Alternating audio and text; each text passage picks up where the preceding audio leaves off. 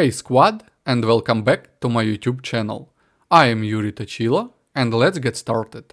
Today we are diving into the Affinity Diagram, what it is, when to use it, how to create one, and we will step through an example together. What is an Affinity Diagram? An Affinity Diagram is a technique used to organize a large number of ideas into meaningful groups based on natural relationships. It's especially useful when data is qualitative, ideas are unstructured, the problem is complex or unclear. The key principle is simple. Group ideas based on similarity, not predefined categories.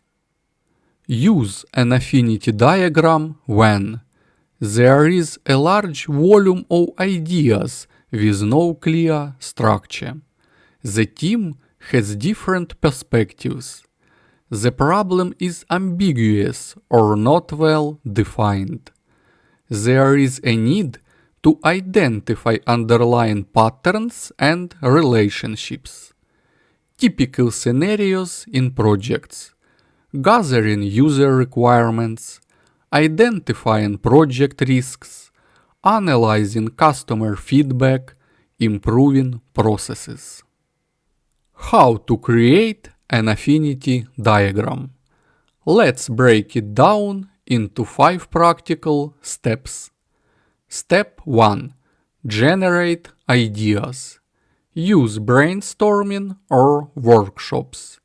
Each idea should be written on a sticky note, physical or digital.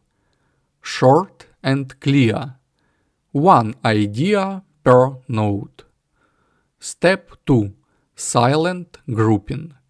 Team members review all ideas and start grouping them without discussion.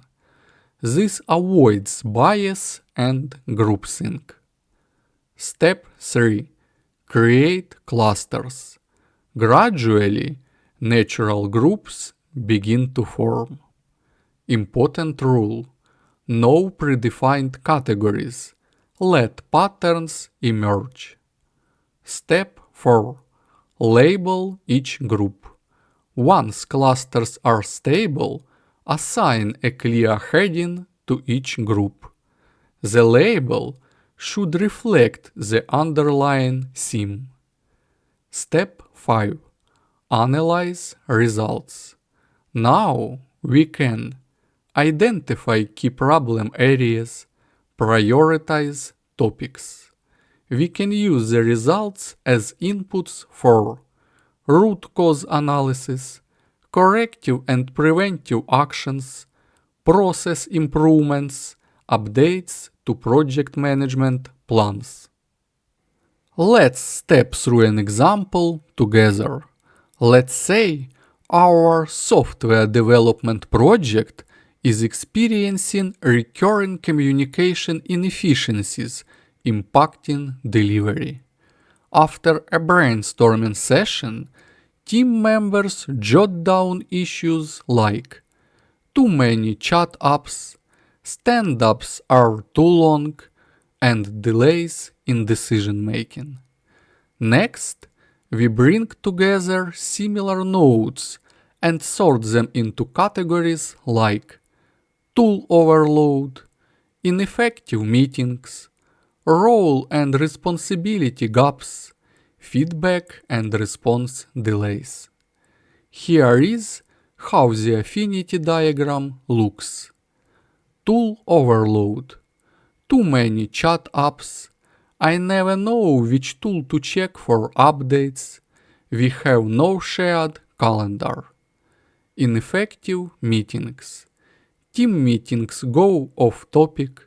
Stand-ups are too long and ineffective. Scope changes aren't communicated properly. Role and responsibility gaps. It's unclear who's in charge of what. Too many CCs in emails. feedback and response delays. Feedback from product owners takes too long. Delayed decision making. Insights derived from the diagram. Communication tools need to be consolidated. Meeting structure should be improved with a clear agenda. RACI matrix or responsibility chart is needed. Define SLAs for decision making and feedback loops. This visual representation enables the team to recognize patterns quickly and translate complex inputs into concrete actions.